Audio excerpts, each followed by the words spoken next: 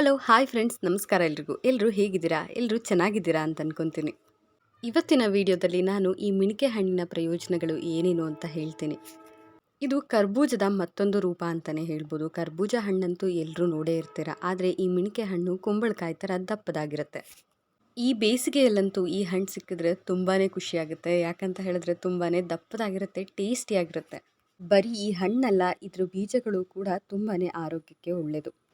ಈ ಹಣ್ಣಲ್ಲಿ 90% ನೀರಿನಂಶ ಇರುತ್ತೆ. ಬೇಸಿಗೆಯಲ್ಲಿ ದೇಹಕ್ಕೆ ನಿರ್ಜಲೀಕರಣ ಉಂಟಾದಾಗ ಇದನ್ನು ತಡೆಗಟ್ಟಕ್ಕೆ ಇದು ಹೆಲ್ಪ್ ಮಾಡುತ್ತೆ.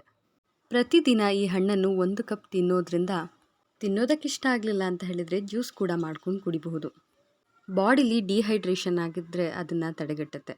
ಮತ್ತು ಚರ್ಮದ ಹೊಳಪನ್ನು ಹೆಚ್ಚಿಸುತ್ತೆ, ಕಣ್ಣಿನ ದೃಷ್ಟಿನೂ ಕೂಡ ಹೆಚ್ಚಿಸುತ್ತೆ, ಬಾಡಿಲಿ ರೋಗ ನಿರೋಧಕ ಶಕ್ತಿಯನ್ನು ಹೆಚ್ಚಿಸುತ್ತೆ, ಮತ್ತು ತುಂಬಾ ಒತ್ತಡ ಇದ್ದರೆ ಅದನ್ನು ನಿವಾರಣೆ ಮಾಡುತ್ತೆ. ಈ ಹಣ್ಣು ತಿನ್ನೋದ್ರಿಂದ ದೇಹಕ್ಕೆ ತುಂಬಾ ತಂಪಾಗಿರುತ್ತೆ, ಜೊತೆಗೆ ಚೈತನ್ಯವನ್ನು ಮೂಡಿಸುತ್ತೆ. ಚರ್ಮದ ಕಾಯಿಲೆ ಹಾಗೂ ಮಲಬದ್ಧತೆಯನ್ನು ಕೂಡ ನಿವಾರಣೆ ಮಾಡುತ್ತೆ. ನಮ್ಮ ಕಡೆ ಇದನ್ನು ಮಿಣಿಕೆ ಹಣ್ಣು ಅಂತ ಹೇಳ್ತಾರೆ. ಇದು ಕರ್ಬೂಜದ ಒಂದು ಜಾತಿಯಾಗಿದೆ.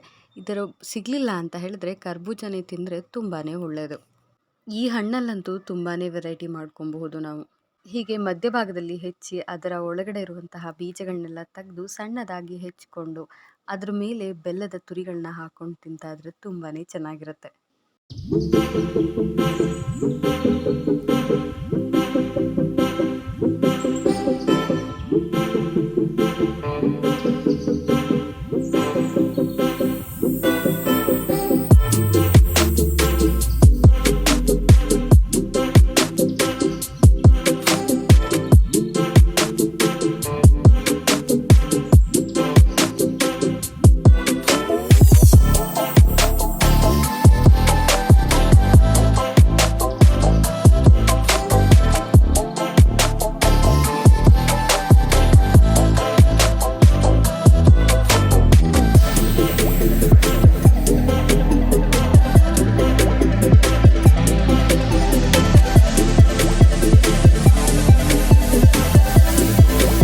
ಕೆಲವರಿಗೆ ಸಕ್ಕರೆ ಹಾಕೊಂಡು ತಿನ್ನೋದು ಇಷ್ಟ ಇರುತ್ತೆ, ಸೊ ಸಕ್ಕರೆನೂ ಕೂಡ ಹಾಕೊಬಹುದು. ಆದರೆ ಬೆಲ್ಲ ಇದಕ್ಕಿಂತ ಉತ್ತಮವಾಗಿರುತ್ತೆ.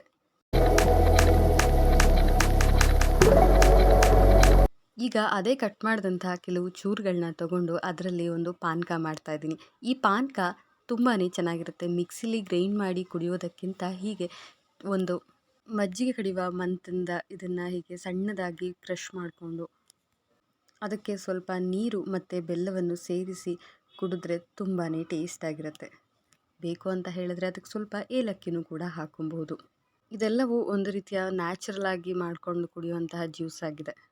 ರಾಮನವಮಿ ಬೇಸಿಗೆ ಕಾಲದಲ್ಲಿ ಬರೋದ್ರಿಂದ ಈ ಜ್ಯೂಸನ್ನು ಇದೇ ರೀತಿ ರಾಮನವಮಿ ಕೂಡ ಮಾಡ್ತಾರೆ. ಇದು ತುಂಬಾ ಟೇಸ್ಟಾಗಿರುತ್ತೆ. ಒಂದೇ ಪದಾರ್ಥದಲ್ಲಿ ನಮಗೆ ಬೇಕಾದ ಹಾಗೆ ಕೂಡ ಎಲ್ಲನೂ ಮಾಡಿಕೊಂಡು ತಿನ್ಬೋದು, ಕುಡಿಬೋದು. ಈ ವಿಡಿಯೋನ ಯಾರೆಲ್ಲ ನೋಡ್ತಾ ಇದ್ದೀರಿ ಅವರು ಲೈಕ್ ಮಾಡಿ, ಶೇರ್ ಮಾಡಿ ಹಾಗೂ ಸಬ್ಸ್ಕ್ರೈಬ್ ಮಾಡಿ. ಪ್ಲೀಸ್ ಸಪೋರ್ಟ್ ಮಾಡಿ ಇದೇ ಥರ ಇನ್ನೊಂದಷ್ಟು ಹೆಚ್ಚಿನ ವಿಡಿಯೋಗಾಗಿ.